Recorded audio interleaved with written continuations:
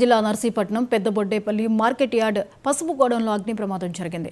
పసుపు దగ్ధమై లక్షలాది రూపాయల నష్టం జరిగింది. సమాచారం అందుకున్న అగ్నిమాపక సిబ్బంది ఘటనా స్థలానికి చేరుకుని మంటలను అదుపు చేశారు.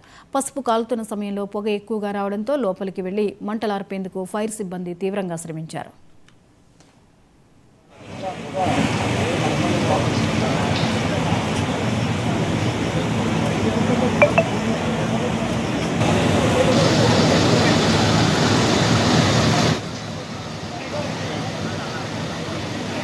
ఈరోజు నర్సీపట్నం పెదబొడ్డుపల్లిలో ఉన్నటువంటి మార్కెట్ యార్డ్ గోడౌన్ నెంబర్ 2లో అగ్ని ప్రమాదం అనేది జరగడం జరిగింది.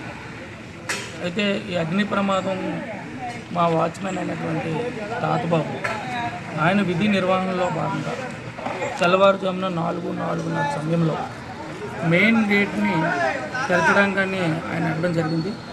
గేటు తెరిచిన తర్వాత వచ్చే టైంలో ఇటు మంటల్ని గమనించి వెంటనే ఆయన 100కి కాల్ చేయగా ఆయన ఫైర్ సిబ్బంది తాలూకా ఫోన్ నెంబర్కి ఇస్తే ఫైర్ వాళ్ళకేమో ఇచ్చిన తర్వాత వెంటనే సమాచారం ఇవ్వడం జరిగింది.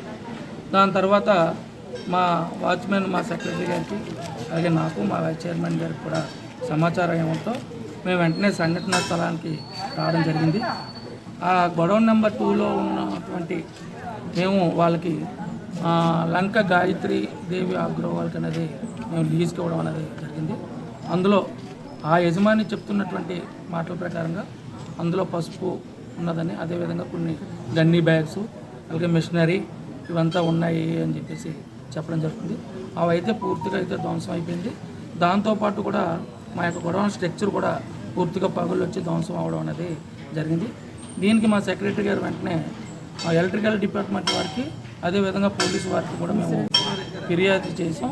మేము ఇన్సూరెన్స్ మా గొడవకి మేము ఇన్సూరెన్స్ అయితే కట్టి ఉన్నాం కాబట్టి ఇన్సూరెన్స్ వాళ్ళు కూడా సమాచారం ఇవ్వడం జరిగింది. సో దీనిపై మా ఫిర్యాదుపై వెంటనే ఒక సమగ్ర నివేదిక చెప్పించుకున్న తర్వాత తగు చర్యలు తీసుకుంటాం. ఆస్తు వాల్యూ అన్నది మా అంచనా ప్రకారంగా వేయలేం కదా, వాళ్ళు వచ్చి ఇంజనీర్ డిపార్ట్మెంట్ వాళ్ళు రావాలి, డ్యామేజ్ వచ్చింది, దాన్ని బట్టి మేము